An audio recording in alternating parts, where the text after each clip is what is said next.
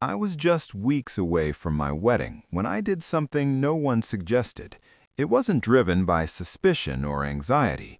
Out of simple curiosity, I began learning sign language, believing it might help me feel more connected to my fiancé and his mother. Our home felt calm, almost staged. Wedding plans rested on the kitchen counter. Dinners were quiet, and hands moved gently instead of voices. I thought I was witnessing closeness. Then one evening, standing only a few steps away, I understood exactly what he was signing to her. My breath caught. Every instinct warned me, and in that instant I realized the silence in our home was never about love. It was concealment. At first, nothing seemed serious enough to question. Daniel had explained that his mother, Margaret, depended entirely on sign language. She couldn't hear or speak, and, according to him, daily life drained her more than she ever admitted. When she moved in with us, I adjusted without complaint. The house was spacious, so room was never a concern, and Margaret herself appeared kind, almost overly careful. She smiled frequently, moved softly, and never asked for attention. If anything, she tried to occupy less space than necessary. Daniel acted as her voice. When she signed, he translated. At least he did in the beginning. Over time, the pattern shifted. Small changes, barely noticeable. Their conversations grew longer, while his explanations to me became shorter. Sometimes he brushed them aside completely. "Nothing important," he'd say with a reassuring smile, "just routine matters." I accepted that. At dinner, they signed while I arranged plates. In the living room, their hands moved as I answered emails. In the mornings, quick gestures passed between them over coffee before I was fully awake. I was always there, yet I became increasingly irrelevant to the moment. No one asked me to leave. No one requested privacy. That made it worse.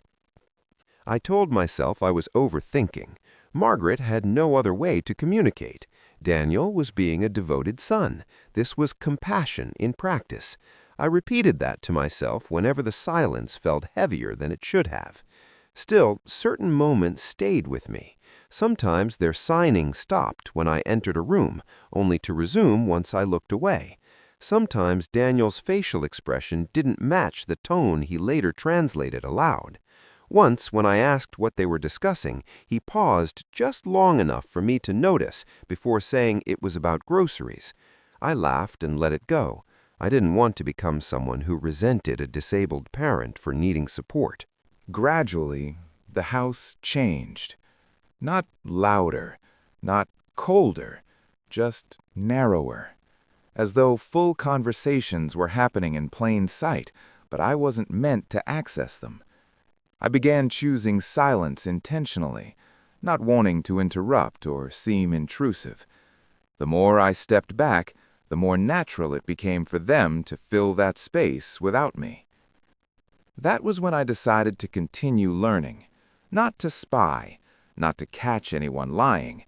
I told myself I wanted to participate, to understand Margaret better, to stop feeling like a visitor in my own home. At the time, it felt reasonable, even considerate. I didn't realize that the silence I wanted to bridge was already serving its purpose. The realization didn't arrive suddenly. It came quietly, the way understanding often does, without warning or permission. By then, learning sign language had become part of my routine. I practiced during spare moments, repeating movements in my head while waiting for meetings, tracing signs in the air when I was alone. I didn't rush myself. I wasn't aiming for fluency. I just wanted enough understanding to feel included, to close the invisible distance that had formed inside my own home. That afternoon felt no different from any other. Wedding details were spread across the kitchen counter. The house was calm, organized, almost rehearsed. Daniel and Margaret sat in the living room, angled toward each other, hands moving in the familiar rhythm I had trained myself to ignore. I told myself not to watch. I told myself it wasn't my place. Then a phrase caught my attention. Not a full sentence, just a fragment, a movement I recognized before my mind could prepare for it. I stopped. Margaret was signing faster now, her movements sharper than usual. There was no hesitation, no frailty in her posture. Daniel responded without breaking eye contact. His expression was focused, controlled. I didn't try to listen. I didn't move closer. I simply understood. She was asking about timing, not about dinner, not about errands, about after. Daniel signed back with a brief, dismissive motion. After the wedding, things would be easier. My chest tightened. They were discussing money, not in vague terms, not hypothetically. Payments, bills, what would become available once we were legally married. Daniel mentioned figures, rounded numbers that made my stomach sink. They weren't estimates, they were assumptions. Margaret responded with clear impatience, asking how long they would need to stay, how much longer they would have to pretend. Pretend. The word registered before I could process it. Daniel reassured her. He signed that I trusted him, that I didn't question details, that the house, the accounts, the obligations would align once the paperwork was complete. Margaret's mouth curved into a smile I had never seen before. Not kind, not polite, satisfied. Then she signed something that made Daniel laugh. I understood that as well. She referred to their arrangement, how convincing it had been, how silence made people careless. She didn't sign about affection. She signed something else entirely, something that implied planning, coordination, strategy. My body reacted before my thoughts caught up. I froze, not dramatically, not visibly. I simply stopped existing in that moment. My hands felt numb. The air seemed thin. Time stretched, suspended between one breath and the next. I was standing in my own house, in the same room, watching my future take shape. I had unknowingly agreed to disappear in complete silence. Daniel glanced up and noticed me. Immediately, his hand stopped. His expression shifted into something familiar and practiced. He spoke aloud in a casual tone, asking if I needed anything. Margaret turned toward me and smiled, wearing the same careful expression she always did. I forced myself to move. I nodded. I said I was fine. I picked up a folder from the table, my fingers steady despite the noise filling my head. I walked away without hurrying, without looking back. Only after the bedroom door closed did I allow myself to breathe. The wedding plans hadn't changed. The date remained the same. Everyone still believed the same version of events. But I knew then that what I had understood was never meant for me to know. That knowledge altered everything. I didn't confront him. That was the first choice I made once the shock loosened its hold. I sat on the edge of the bed, hands folded in my lap, staring at nothing while my thoughts moved with sharp clarity. A confrontation would have felt satisfying for a few seconds. After that, it would have become risky. I understood that instinctively. Whatever Daniel and Margaret were planning wasn't spontaneous. It was organized, timed, and if they realized I knew, they wouldn't panic. They would adjust. I understood then that silence was no longer a weakness. It was protection. I replayed the conversation in my mind, not emotionally, but strategically. What they assumed, what they believed they controlled, what they thought I could never understand. Their confidence came from a single factor: imbalance. They believed they had information I didn't. That imbalance was the reason they felt comfortable discussing it openly in my home, with me standing nearby. If I shattered that illusion too soon, I would lose the only advantage I had. So I chose to remain still on the outside and deliberate on the inside.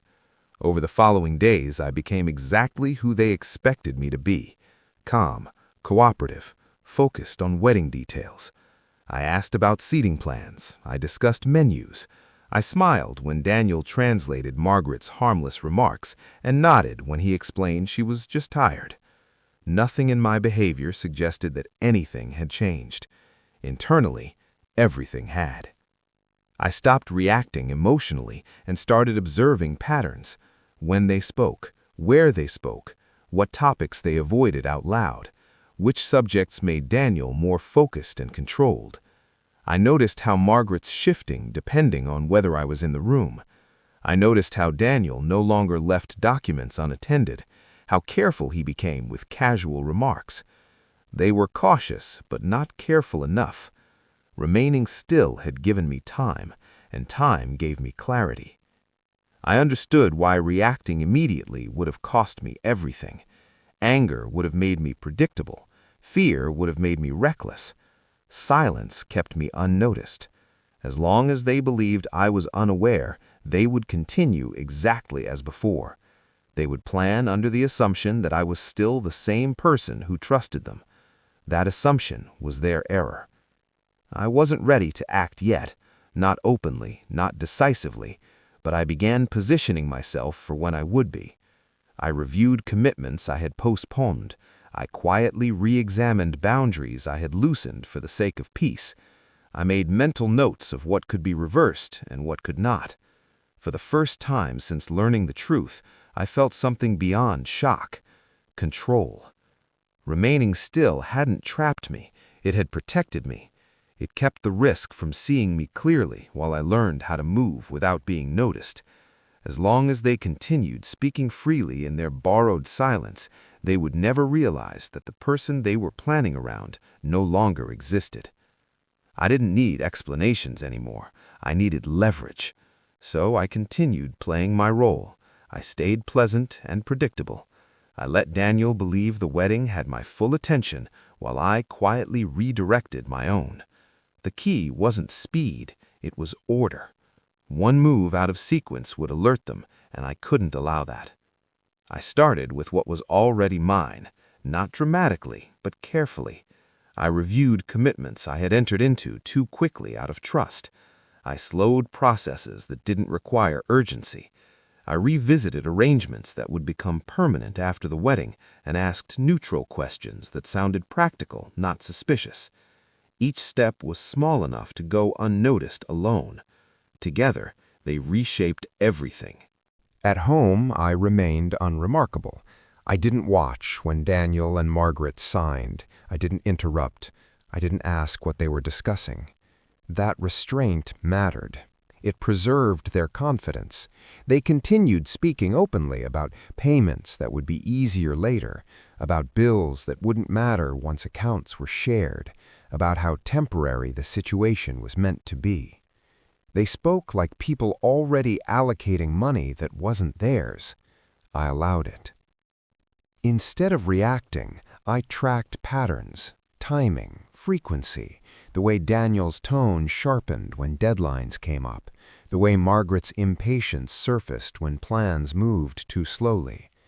I didn't need formal records. I needed to understand how their certainty functioned and what it relied on. Then I began adjusting access. Nothing traceable to a single choice, just quiet recalibrations, permissions reviewed, dependencies reduced. I framed everything as preparation, as responsibility, as the behavior people praised in someone organizing her future. Daniel never questioned it. If anything, he seemed relieved that I was handling details he preferred not to consider. That was the irony. The more capable I appeared, the less attention he paid. I didn't cancel the wedding, not yet. Doing so would have raised questions I wasn't ready to address. I needed them to believe the timeline remained intact. Their urgency worked in my favor. The closer the date came, the more careless their assumptions became. Positioning isn't about confrontation, it's about alignment, making sure that when the moment arrives, the result feels inevitable rather than forced. By the time everything was set, nothing dramatic had occurred on the surface. No arguments, no scenes, no accusations. Anyone observing would have seen a woman calmly preparing for marriage. What they couldn't see was that the foundation beneath that future had already been dismantled, quietly, cleanly, and without confrontation. I didn't need them to admit anything. I didn't need panic. I only needed them to keep talking, keep assuming, and keep believing I was exactly where they left me. They never noticed that I had already moved. The unraveling didn't begin with conflict. It began with silence. 2 days before what was meant to be our final wedding meeting, Daniel came home unsettled.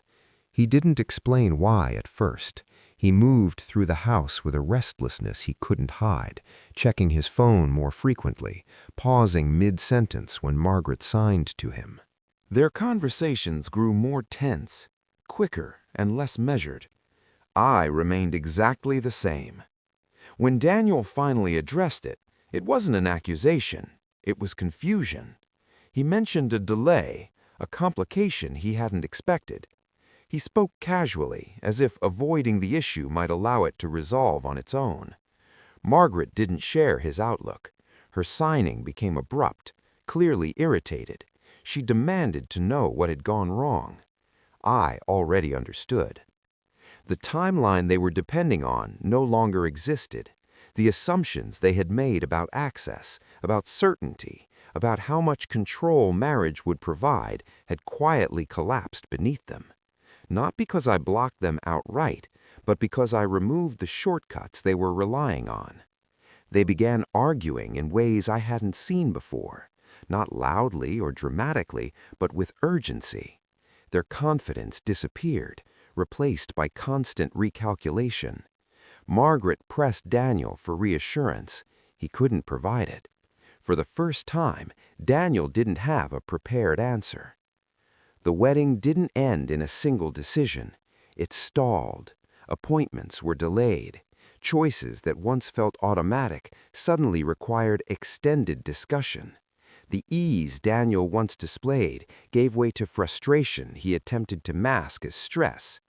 When he suggested postponing the date slightly, I didn't object. I didn't question it. I simply agreed. That was when the structure finally failed. Without the pressure of an approaching wedding, their urgency became visible. They pushed in places they shouldn't have, made requests too directly, and relied on assumptions that no longer applied. When they did, the safeguards I had quietly set in place responded on their own. There was no dramatic exposure, no confrontation in the living room, no raised voices or accusations. Just a sequence of events that stopped working in their favor. Daniel recognized it first. One evening, he asked if something had changed, not angrily or defensively, but carefully, as if testing unstable ground. I looked at him and told the truth, though not all of it. I said I needed time. I said I wasn't comfortable moving forward the way we had planned. Margaret watched me closely as Daniel translated. Her expression shifted in a way I immediately recognized. Not confusion, but awareness. They understood then that the future they had been counting on was no longer available. The wedding never happened. There was no announcement, no explanation given to anyone outside the house. It simply stopped being an option. And once that door closed, everything they were depending on disappeared with it. I didn't celebrate. I didn't feel triumphant. What I felt was steadier than relief. I understood that they hadn't failed because I fought them, but because I stepped out of the role they needed me to fill. If this story offers any lesson, it's that strength doesn't always announce itself. Erica didn't succeed by overpowering anyone. She didn't try to outshout the people who attempted to deceive her, and she didn't rush to expose them for emotional release. Instead, she made a quieter decision, one that required patience, restraint, and a clear understanding of her boundaries. What stands out most about Erica isn't what she did at the end, but what she chose not to do in the moment that mattered most. She didn't let shock turn into panic. She didn't allow betrayal to push her into reckless action. She gave herself time to understand the full situation before deciding how much she was willing to risk. That's where the real lesson lies. Betrayal isn't always obvious. It doesn't always arrive with raised voices or dramatic ultimatums. Sometimes it hides behind politeness, behind family roles, behind silence that feels harmless until it isn't. The danger isn't only in being deceived, it's in reacting before you understand what's truly at stake. Erica chose clarity over chaos. She chose to protect her future rather than prove a point in the present. By doing so, she walked away not only unharmed, but wiser. So here's something worth considering. If you uncovered a truth that changed everything, but revealing it immediately could cost you more than it gives, what would you do? Would you react to the betrayal, or would you pause and decide how you want your story to conclude? If this situation made you reflect, share your thoughts below. And if you appreciate stories centered on awareness, boundaries, and emotional intelligence, don't forget to subscribe for more.